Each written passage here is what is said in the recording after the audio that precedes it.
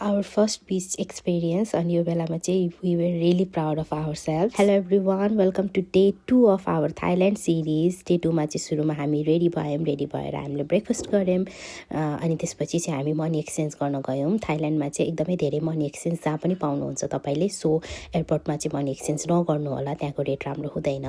हाम्रो first stop चाहिँ वाटररुन temple थियो. हाम्रो ड्राइभर दाइले चाहिँ हामीलाई यस्तो राम्रो ठाउँमा लग्नुभयो. जस्ट 200 बाटमा हामीले ड्रेस, एक्सेसरिज, हेयर सबै पायौँ. एक्स्ट्रा 50 बाट चाहिँ हामीले पर्सको लागि तिर्नु पर्यो.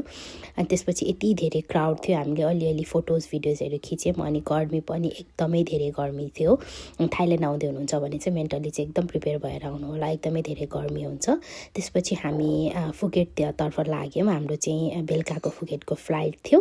3 घन्टा अगाडि एयरपोर्ट पुगेर बोर्डिङहरू गरेर हामी चाहिँ फुकेटतिर लाग्यौँ.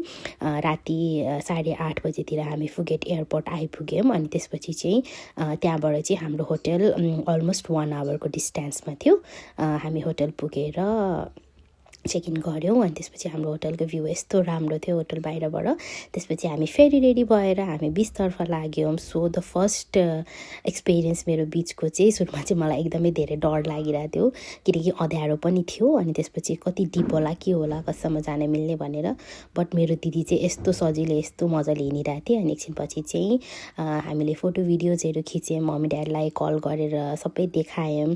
अनि यो टाइममा चाहिँ हामीलाई एकदमै प्राउड फिल भइरहेको थियो. हामीलाई त बिलिभ पनि लागिरहेको थिएन हामी साँच्चीकै थाइल्यान्ड आइपुग्यौँ भनेर. त्यो पनि हामी 2 जना मात्रै.